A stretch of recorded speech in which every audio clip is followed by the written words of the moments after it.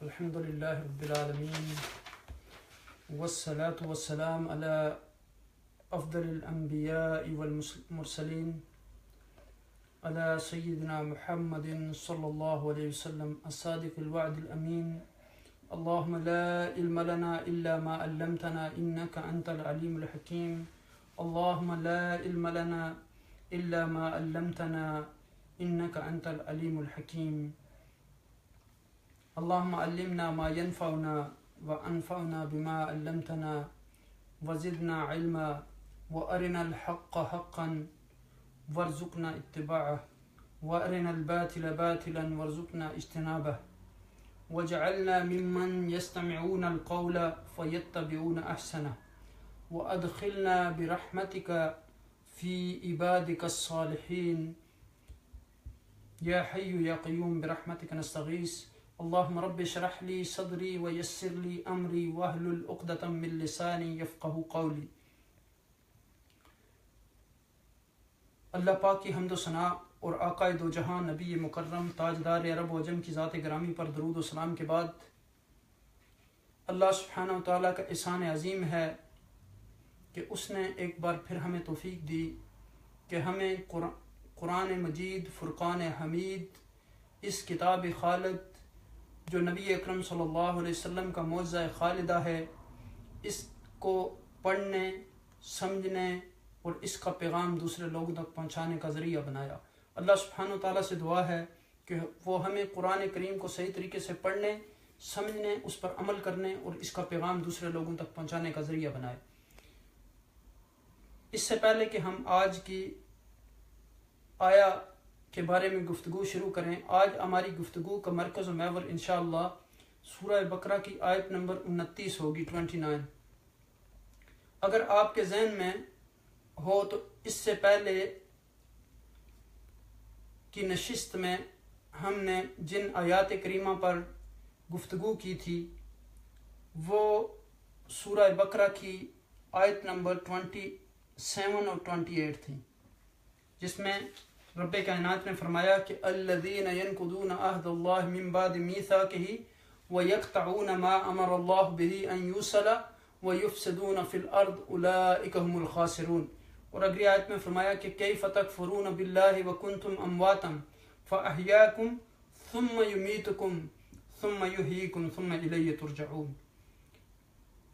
تو آج کی آیت جو ہماری ہے، اعوذ باللہ من الشیطان الرجیم بسم اللہ الرحمن الرحیم هو الذی خلق لکم ما فی الارض جميعا ثم استوى إلى السماء فسواهن 7 سماوات وهو بكل شيء عليم۔ صدق اللہ العظیم۔ اس آیہ کریمہ میں جس کو تلاوت کرنے کا ہم نے شرف حاصل کیا، رب کائنات نے اپنی نشانیاں بیان کی، اپنی قدرت کے بارے میں بتایا۔ یہاں اس آیہ کریمہ میں یہ جو لفظ استعمال ہوا ہے فسواہن، تو اس کا مطلب ہے کہ ٹھیک کر دیے۔ یہ لفظ جو ہے یہ تسویہ سے بنا ہے، جس کے معنی ہے کہ کسی چیز کے مختلف حصوں اور جوڑوں کو ان کی جگہ پر ٹھیک ٹھیک بٹھا دینا، یعنی درست کر دینا۔ اور پھر 7 سماوات یعنی 7 آسمان۔ سماوات کا مادہ جو ہے یہ سمو ہے، جس کے معنی بلندی کے ہیں۔ اسی بلندی کی مناسبت سے آسمان کو آسمان کہا جاتا ہے۔ سب کے معنی ہیں 7۔ تو یوں عربی زبان میں محاورہ میں یہ لفظ زیادہ اور کثیر کے معنوں میں استعمال ہوتا ہے۔ تو اللہ سبحانہ و تعالیٰ کے احسانات انسان پر بے شمار ہیں۔ اب دیکھیں کہ انسان کی جس طرح جسمانی ضروریات ہیں، اسی طرح انسان کی روحانی ضروریات بھی ہیں۔ جہاں جسم کے تقاضے ہیں وہاں انسان کے روح کے بھی تقاضے ہیں۔ جہاں انسانی جسم کو بھوک لگتی ہے، پیاس لگتی ہے، اس کے بہت ساری ریکوائرمنٹ ہیں، اسی طرح انسان کے روح کو بھی کافی ساری چیزوں کی طلب ہوتی ہے۔ اب دیکھیں کہ انسان جسم اور روح کے مجموعہ کا نام ہے۔ جب انسان کے بدن سے روح نکل جاتی ہے تو وہ مردہ ہو جاتا ہے، ظاہر ہے کہ ان دونوں کی ضرورتوں کو رب کائنات ہی پورا کرتا ہے، جس نے اس مٹی کے پتلے کو بنایا۔ اس رب کائنات کا پہلا احسان عظیم یہ ہے کہ انسان کو جس قدر جسمانی ضروریات یا ضرورتیں ہیں، انہیں وہ رب کائنات پورا کرتا ہے تاکہ اس کے جسم کی نشو و نما ہو اور ترقی ہو، اور اس کا جسم جو ہے وہ پھلے پھولے بڑا ہو۔ اور اس کے ساتھ ساتھ انسان کی روح کی غذا کی بھی اس کو ضرورت ہے۔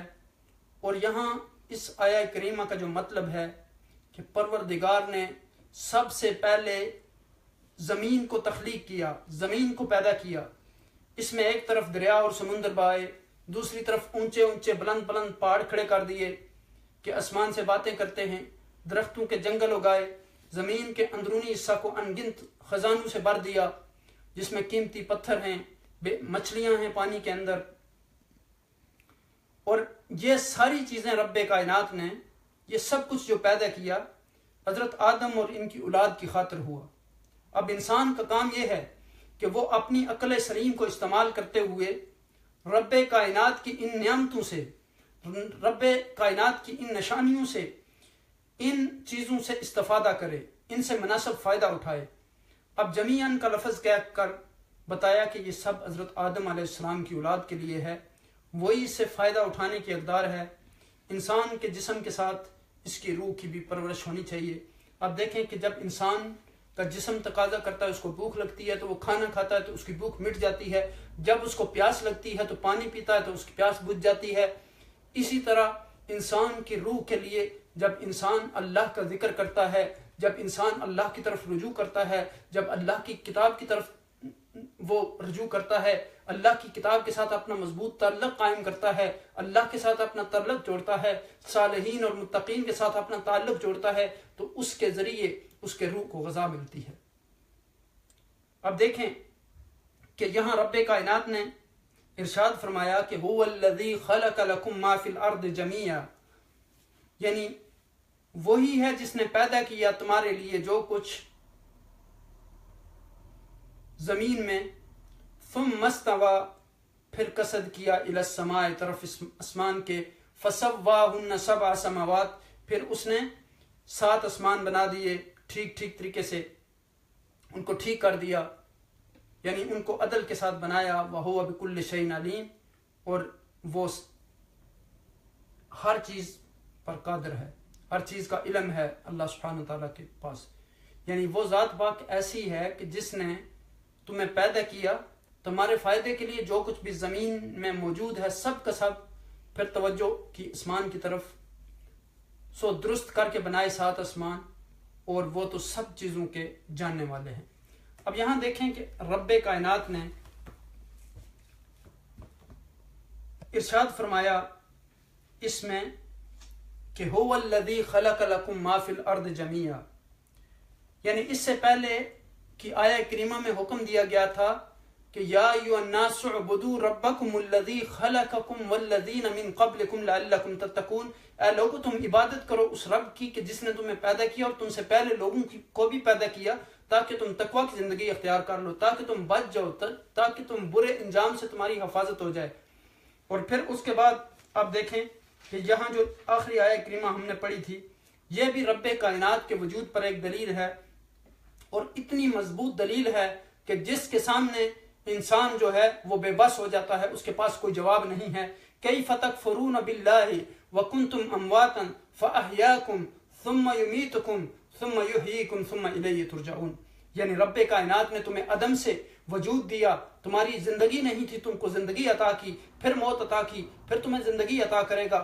تو رب تو وہ ہے کہ جو تمہیں زندگی دینے والا ہے، جو تمہیں موت دینے والا ہے، تو کوئی ایسی دوسری ذات نہیں ہے، کوئی شخصیت نہیں ہے کہ جو انسان کو زندگی دے سکے، جو انسان کو موت عطا کر سکے۔ اب دیکھیں کہ پچھلی آیات میں، اس سے پہلے کہ ہم اپنی اس آیہ کریمہ کے متعلق تفصیل سے گفتگو کریں، صرف میں خلاصہ کے طور پر آپ کو پچھلی نشست کی جو آیات پڑھی تھی ان کا خلاصہ آپ کے سامنے رکھ دیتا ہوں۔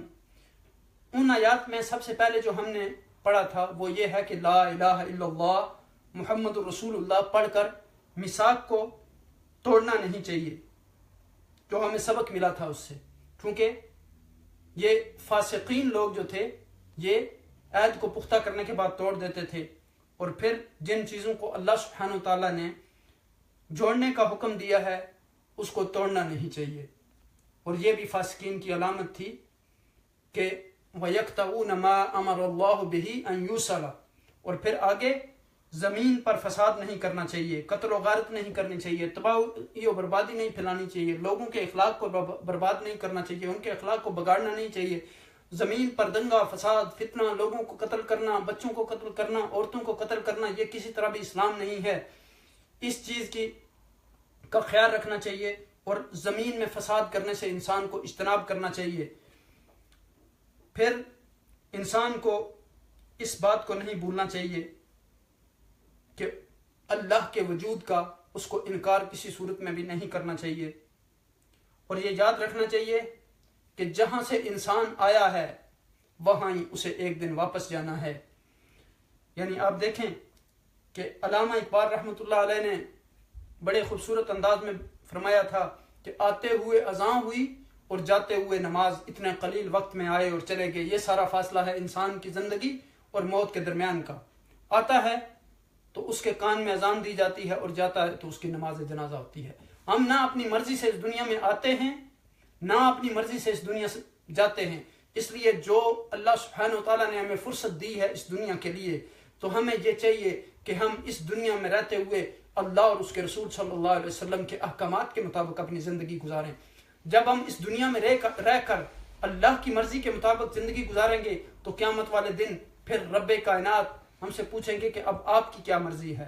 پھر وہ جنت والی ہمیشہ جنت کی زندگی جس کے بعد کوئی موت نہیں ہے، وہ زندگی رب کائنات ہمیں عطا کریں گے۔ لیکن اگر ہم اپنی خواہشات کے پیچھے اس دنیا میں لگ جائیں گے، اپنے خواہشات کو پورا کرنے میں لگ جائیں گے، اپنے خواہشات پر عمل کرنا شروع کر دیں گے، اور اللہ کی کتاب کو چھوڑ دیں گے، اللہ کے احکامات کو چھوڑ دیں گے، اللہ کی اطاعت کو چھوڑ دیں گے، اللہ کی نافرمانی کریں گے، اللہ کے رسولوں کی نافرمانی کریں گے، کتابوں کی نافرمانی کریں گے، تقوی اختیار نہیں کریں گے، صحیح جو اللہ نے حکم دیا جس چیز کا اس پر عمل نہیں کریں گے، تو پھر کیا ہوگا؟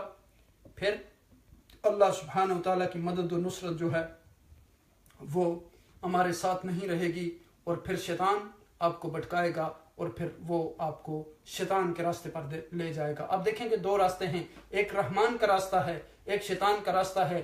تو جو رحمان کے راستے پر چلنے والے ہیں، رب کائنات نے ان کے بارے میں فرمایا کہ شیطان کا کوئی زور ان پر نہیں چلتا، یہ اللہ کے بندے ہیں، یہ اللہ سے پیار کرنے والے ہیں، یہ اللہ سے محبت کرنے والے ہیں، یہ اللہ کے رسول سے محبت کرنے والے ہیں، یہ اللہ کی کتاب سے محبت کرنے والے ہیں، یہ ایسے لوگ ہیں کہ جن کا دن رات اٹھنا بیٹھنا اللہ اور اس کے رسول کی خاطر ہوتا ہے۔ ان صلاتی و نسکی و محیایا و مماتی للہ رب العالمین۔ اب دیکھیے کہ اس آیہ کریمہ میں، یعنی اگر آپ تصویر کو دیکھنا چاہیں تو آپ دیکھیں کہ رب کائنات نے اتنے پیارے انداز میں ایک پوری تصویر کھول کے زندگی کی آپ کے سامنے رکھ دی ایک پل میں، اور پھر دفتر پھیلا دیا، اور پھر لپیٹا، ایک چمک اٹھی اور دیکھا کہ پوری انسانیت اللہ تعالیٰ کے قبضہ قدرت میں ہے۔ اللہ سبحانہ و تعالیٰ نے پہلے سب کو زندہ کیا، زمین پر پھیلایا، پھر اچانک موت عطا کر دی۔ پھر روز محشر کا منظر ہے جس میں پوری کائنات دوبارہ اٹھ رہی ہے اور اللہ کی طرف لوٹ رہی ہے۔ بعین اسی طرح اللہ سبحانہ و تعالیٰ نے اسے زندہ کیا تھا، اور اس تیزی کے ساتھ اس پرایا میں بیان میں اللہ کی قدرت کاملہ صاف صاف نظر آتی ہے، اور انسانی احساس و شعور جو ہے اس پر اس کے گہرے اثرات پڑتے ہیں۔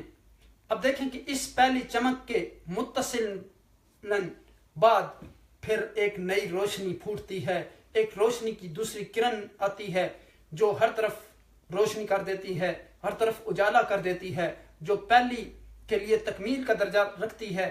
اسی پر رب کائنات نے فرمایا کہ هو الذی خلق لکم ما فی الارض جمیعا ثم استوى الى السماء فسواهن سبع سماوات وهو بكل شیء علیم۔ دیکھیں کہ یہاں اس زمین پر انسان کے کیا فرائض ہیں، اللہ کے ہاں انسان کی قدر و قیمت کیا ہے۔ اور اسلامی تصور حیات اور تصور کائنات میں انسان کی کیا قدر و قیمت ہے، اور اسلامی نظام زندگی میں انسان کا مقام کیا ہے۔ اب دیکھیں کہ فرمایا کہ هو الذی خلق لکم ما فی الارض جمیعا۔ اب دیکھیں کہ انسان کو تخلیق کرنے کا مقصد، انسان کو دنیا میں بھیجنے کا ایک عظیم مقصد کے لیے انسان کو پیدا کیا گیا۔ وما خلقت الجن والانس الا لیعبدون، انسان کو عبادت کے لیے پیدا کیا گیا۔ اور پھر کہا کہ وَإِذْ قَالَ رَبُّكَ لِلْمَلَائِكَةِ إِنِّي جَاعِلٌ فِي الْأَرْضِ خلیفہ۔ تو اب دیکھیں کہ انسان کو اللہ سبحانہ وتعالیٰ نے اپنا نائب بنایا، خلیفہ بنایا۔ زمین کے اندر جو کچھ بھی ہے وہ اس کی ملکیت ہے، اور اس میں وہ اس میں مؤثر اور متصرف ہو، اللہ سبحانہ وتعالیٰ نے اس کو اختیار دیا۔ اب دیکھیں کہ اس پوری کائنات میں وہی اعلیٰ مخلوق ہے، اور اسی وسیع میراث کا پہلا وارث جو ہے وہ یہ انسان ہے۔ اب دیکھیں کہ قرآن کی روح سے اقدار میں کوئی ایسی چیز نہیں ہے کہ اسے انسانیت کی قدر و قیمت سے زیادہ برتری حاصل ہو۔ رب کائنات نے قرآن میں ارشاد فرما دیا کہ لَقَدْ خَلَقْنَا الْإِنسَانَ فِي أَحْسَنِ تَقْوِيمٍ، انسان کو بہت اعلیٰ انداز میں رب کائنات نے پیدا کیا، لیکن اگر خود وہ اپنی حماقتوں کی وجہ سے جب حماقتیں کرتا ہے تو ثُمَّ رَدَدْنَاهُ أَسْفَلَ سَافِلِينَ۔ اور آپ دیکھیں کہ ان کا درجہ، یعنی انسان جو ہے، شرافت اور انسان کی برتری وہ پہلی قدر ہے، باقی سب چیزیں اس کے بعد آتی ہیں۔ یعنی انسان کا درجہ پہلے آتا ہے، ساری چیزیں انسان کے لیے بنائی گئیں، یہ زمین، یہ آسمان، یہ پرندے، یہ حیوانات، یہ جمادات، یہ جتنی بھی چیزیں ہیں، یہ رب کائنات نے انسانوں کے لیے بنائی۔ اور انسانوں کو کس لیے بنایا؟ وَمَا خَلَقْتُ الْجِنَّ وَالْإِنسَ إِلَّا لِيَعْبُدُونَ۔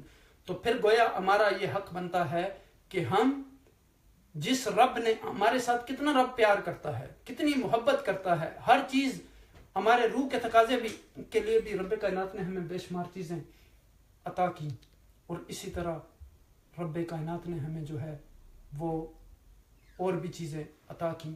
تو آپ دیکھیں کہ جسمانی تقاضوں کے لیے یہ ساری چیزیں اللہ نے ہمارے لیے نعمتیں پیدا کی، اور اسی طرح رب کائنات نے ہماری روحانی تقاضوں کے لیے بھی رسول بھیجے، کتابیں بھیجیں، ہمارے روح کی غذا کے لیے اللہ سبحانہ وتعالیٰ نے یہ کتاب مبین نازل کی، قرآن حکیم۔ تو اب دیکھیں کہ رب کائنات نے یہاں ارشاد فرمایا کہ وہی سب کا خالق ہے، وہی سب کا مدبر ہے، وہی ہر چیز کا علم رکھتا ہے، پوری کائنات کا بھی علم رکھتا ہے۔ اور یہ ایک ایسی حقیقت ہے جو اس کائنات کے خالق وحدہ لا شریک پر ایمان لانے کے لیے میز کا کام دیتی ہے۔ اب یہاں دیکھیں کہ اس آیت کریمہ پر سورت کی ابتدائی باتیں جو ہیں وہ ختم ہو جاتی ہیں، اور اس پوری بات کے بعد لوگ یعنی تاکہ ایمان لے آئیں اور متقین اور مومنین کے راستہ پر چلیں۔ اب دیکھیں کہ یہاں فرمایا کہ هو الذی، وہ اللہ وہ ذات ہے، خلق لکم، جس نے پیدا کیا تمہارے لیے، بنایا، ما فی الارض، جو بھی زمین ہے میں ہے، جمیعاً، سارے کا سارا، سب کچھ۔ اب دیکھیں کہ تو صحیح کہ زمین میں جو کچھ ہے، خواہ وہ نباتات ہیں یا حیوانات یا کھانے کی چیزیں، ساری رب کائنات نے انسان کے لیے پیدا کی، پھر 7 آسمانوں کو بنایا اور ان کو درست طریقے سے بنایا۔ اس سے ہمیں یہ بات بھی پتہ چلتی ہے کہ اصل جو چیز ہے وہ زمین کو پہلے پیدا کیا گیا، اس کے بعد آسمان کو پیدا کیا گیا۔ اور پھر آپ دیکھیں کہ اس آیہ کریمہ سے فقہا نے ایک یہ بھی استدلال کیا ہے۔ اب دیکھیں کہ هو الذی خلق لکم ما فی الارض جمیعا، ای خلق لکم برم بکم ورحمہ، یعنی اللہ سبحانہ وتعالیٰ نے رحمت اور یعنی نیکی کے ذریعے یہ ساری چیزیں آپ کے ساتھ اچھائی کے لیے پیدا کر دیں، جو بھی چیزیں ہیں تو ان سے فائدہ اٹھانا۔ تو پھر اس سے پتہ چلا کہ الاصل فی الاشیاء الاباحہ والطہارہ، اصل چیز جو ہوتی ہے چیزوں میں وہ اباحت ہوتی ہے اور طہارت ہوتی ہے، سوائے اس کے کہ کوئی ایسی دلیل نہ مل جائے۔ تو اب دیکھیں کہ یہاں رب کائنات نے انسان کو کتنی نعمتوں سے نوازا۔ اس لیے بھی یہاں یہ کہ انسان کو قدر ہو کہ اللہ کی نعمتوں کی، اللہ کے احسانات کا شکر گزار ہو کہ جس نے انسان کے لیے اتنا کچھ بنایا، کتنی محبت ہے اس کو، کیا کچھ اس نے نہیں دیا ہمیں۔ اور یہ بھی پتہ چلتا ہے کہ زمین کس کے لیے بنائی گئی، انسان کے لیے بنی، اور جو کچھ اس میں انسان کا ہے کہ وہ اس سے فائدہ اٹھائے، اسے استعمال کرے۔ وَهُوَ بِكُلِّ شَيْءٍ عَلِيمٌ، اور وہ ہر چیز کو جاننے والا، اسے ہر چیز کا پتہ ہے۔ اور پھر دیکھیں کہ سورہ یونس کی آیت میں آیا ہے کہ وَمَا يَعْزُبُ عَنْ رَبِّكَ مِن مِثْقَالِ ذَرَّةٍ فِي الْأَرْضِ وَلَا فِي السَّمَاءِ، یعنی تیرے رب سے کوئی چیز بھی ایسی نہیں ہے کہ جو چھپی ہوئی ہو، یعنی کوئی بھی چیز ایسی نہیں کہ جو رب کائنات سے پوشیدہ ہو۔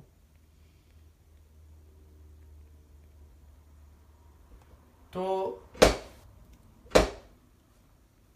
رب کائنات سے یعنی خواہ وہ ذرہ برابری کیوں نہ ہو، آسمان میں نہ زمین میں۔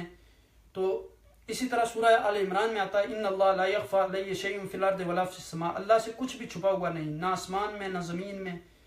اور پھر سورہ طلاق میں آتا ہے کہ اللہ سبحانہ تعالیٰ نے ہر چیز کا احاطہ کیا ہے، اللہ کا علم ہر چیز پر چھایا ہوا ہے۔ ولا یحیطون بشیء من علم الا بما شاء وسع، یعنی اور بندوں کا علم کتنا ہے جتنا اللہ انہیں عطا کر دیتے ہیں۔ اللہ کریم کا احسان ہے کہ اس نے ہمیں انگنت نعمتیں عطا کی، ہر احسان کا ایک بدلہ ہوتا ہے۔ تو ہمیں اس احسان کا جواب اس طرح دینا چاہیے کہ ہم اللہ کے بندے بن جائیں، اس کے ساتھ اپنا تعلق مضبوط کر لیں، اور اللہ نے جتنی بھی چیزیں ہمارے لیے بنائی ہیں یعنی وہ ہمارے لیے بنائی ہیں اللہ سبحانہ تعالیٰ نے، ان سے ہم استفادہ کریں۔ اب دیکھیں کہ گھر میں ہم رہتے ہیں تو گھر ہمارے لیے ہے، ہم گھر کے لیے نہیں ہیں، اولاد ہمارے لیے، ہم اولاد کے لیے نہیں، بزنس ہمارے لیے، ہم بزنس کے لیے نہیں۔ یعنی مطلب یہ ہے کہ اگر ہم بزنس کے لیے تو اس کا مطلب ہے دنیا میں بزنس کے علاوہ اور کوئی چیز نہیں ہے ہمارے لیے۔ تو اسی طرح اب دیکھیں کہ ہمارا مطلوب، ہمارا مقصود، ہمارا محبوب اللہ کی ذات ہونی چاہیے۔ اللہ سبحانہ تعالیٰ سے دعا ہے کہ وہ ہمیں ان آیات کریمہ پر عمل کرنے کی توفیق عطا فرمائے۔ اپنی یہ ساری چیزیں ہماری یعنی جتنی ہماری خدمت کر رہی ہیں، ہمیں یہ کرنا چاہیے کہ رب کی عبادت کرنی چاہیے اور رب کے ساتھ اپنا تعلق مضبوط کرنا چاہیے۔ رب کائنات سے دعا ہے کہ وہ ہمیں ان آیات کریمہ پر عمل کرنے کی توفیق عطا فرمائے۔ جزاکم اللہ خیر وما علینا الا البلاغ۔ اللہ کریم سے دعا ہے کہ وہ ہمیں ان آیات مبارکہ کو صحیح طریقے سے پڑھنے، سمجھنے اور ان پر عمل کرنے کی توفیق عطا فرمائے، اور اس کا پیغام دوسرے لوگوں تک پہنچانے کی توفیق عطا فرمائے۔ جو لوگ اس مجلس میں شریک تھے یا اس کو سن رہے تھے، سب کو اللہ سبحانہ تعالیٰ اجر عظیم عطا فرمائے اور ہمارے دلوں کو تقویٰ کی نعمت سے مزین فرمائے۔ جزاکم اللہ خیر وما علینا الا البلاغ۔